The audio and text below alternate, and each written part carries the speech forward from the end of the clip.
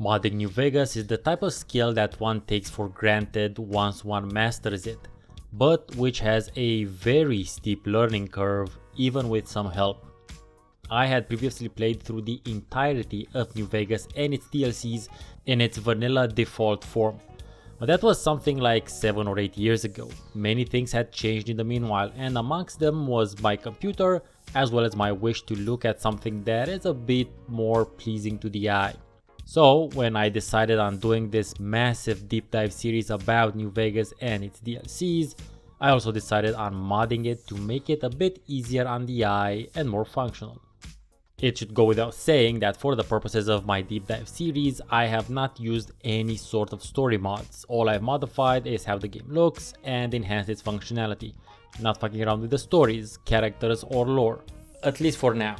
Before I started my adventure into modding New Vegas, I asked Randolph, whom you now know as the druid looking cameo guy, about which mods would make more sense for my purposes, since he plays a fairly heavily modded New Vegas for his videos in which he finishes the game as a ghoul, super mutant or buddy from Six String Samurai.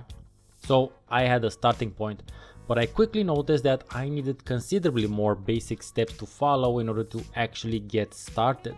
So let's start there. First thing I suggest you do is go to Nexus Mods and download Vortex. Vortex is the more user-friendly mod manager than Nexus was.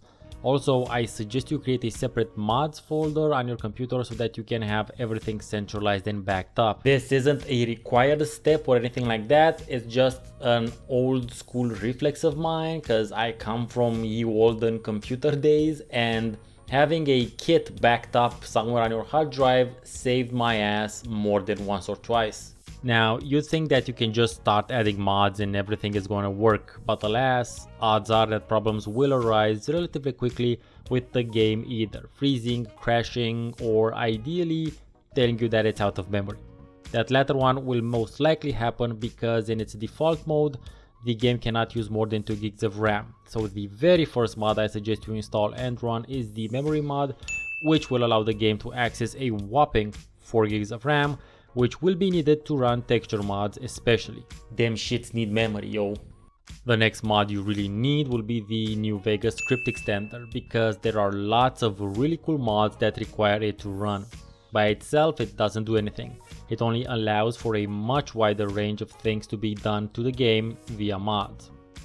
I'd suggest getting New Vegas Anti-Crash right about now as well, since you'll definitely want to play the game with as few issues as possible. And even so, it will still crash because it's a 3D Fallout game basically. Regardless of what mods you want to install going further, the general modus operandi that you have to get used to is to install the mod, then launch the game and play it for a while in order to test that the mod is actually working and that the game doesn't crash. This will eat up quite a bit of time, but it has to be done because otherwise, if you load up 10 mods all at once and then the game crashes, because it will, you really won't know which one is at fault. So the one at a time approach is the least frustrating thing you can do in the long run. And from this point onwards, anything you'll install will depend on your preferences. Personally, I only wanted to improve the game's functionality and its looks. When watching my videos, you'll notice for instance that I use a different UI. It's called Darnified, which itself has a bunch of separate add-ons which you can then customize. Another thing you'll notice is that I can loot things as if I were playing Fallout 4. I find the looting mechanic from Fallout 4 to be a much smoother and faster feature. See, Fallout 4 isn't all bad. I've also added a bunch of mods that remove the invisible walls in the game, improve the terrain, weapon and blood textures, and a few other things here and there. I'll post a list with all the mods I'm using currently in the description, but don't get overexcited, it's a paltry 22 mods. I know there are people who have managed to get the game stable enough with 100+ mods, maybe even more. Personally, it took me 2 full days of reaching a stable enough point of the game that allowed me to play it without it crashing.